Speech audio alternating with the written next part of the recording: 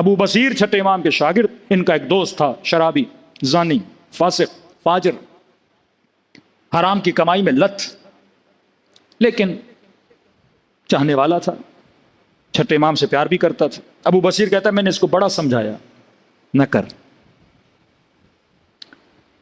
کہنے لگا اب زندگی گناہ میں گزر گئی، اب چھوڑوں گا پتہ نہیں اللہ جنت میں بھیجے بھی کہ نہیں بھیجے، تو یہ 4 چیزیں کر کے ہی مروں تو اچھا ہے۔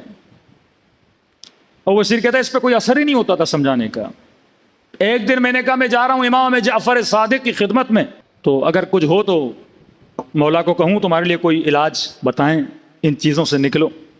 کہ اگر تمہارے مولا نے کوئی راستہ دکھایا تو میرا تم سے وعدہ ہے میں ساری چیزیں چھوڑ دوں گا۔ کہا ٹھیک ہے۔ ابو بصیر کہتے ہیں چھٹے امام کی خدمت کی، میں نے کہا مولا دوست بڑا اچھا ہے لیکن بیماریوں میں ہے، ناچ گانوں میں، ان چیزوں میں، موسیقی میں، بے حیائی میں۔ امام نے کہا اس نے کیا کہا؟ اگر آپ اسے کوئی راستہ بتائیں وہ سب کچھ چھوڑ دے گا۔ امام نے فرمایا اسے جا کر کہو کہ میں جعفر صادق اس کی جنت کی ضمانت لیتا ہوں،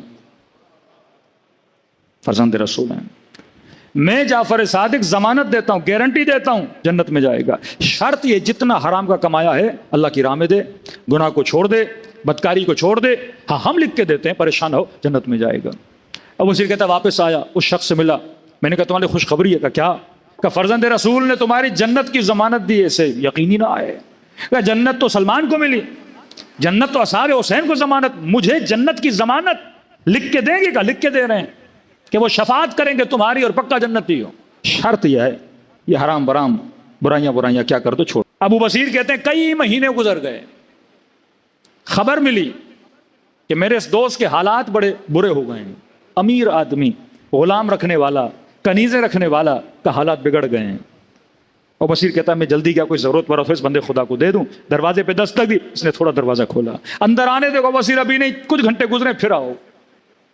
کہ کیوں؟ کہ میرے بدن پہ لباس نہیں ہے۔ کیا مطلب؟ ابو بصیر تمہارے مولا نے کہا تھا جتنا حرام کا ہے دے دے، میں نے سب دیا، سارے کپڑے دے دیے، ایک کرتا ہے جو حلال کا ہے، وہ پہنتا ہوں، میلا ہوتا ہے، دھوتا ہوں، انتظار کرتا ہوں جب سوکھ جائے پھر پہنوں، 2-3 گھنٹے کے بعد آنا تاکہ وہ لباس پہنوں۔ ابو بصیر کہتے ہیں آنکھوں میں آنسو آئے، دوڑا گیا گھر سے، چند کپڑے لیے اور اس مومن اور بندے خدا کو دیے۔ کہ کچھ مہینے کے بعد بیمار ہوا اور اس کے بعد دنیا سے چلا گیا۔ پھر میں امام جعفر صادق سے ملنے گیا، جب ملا تو مولا میرے استقبال کے لیے کھڑے تھے اور مجھے سینے سے لگا کر کہا ابو بصیر جو ہم نے تیرے دوست سے وعدہ کیا تھا ہم نے وعدہ پورا کر دیا، اس کی شفاعت کر دی اور وہ جنت کی طرف کیا ہو گیا ہے؟ روانہ ہو گیا۔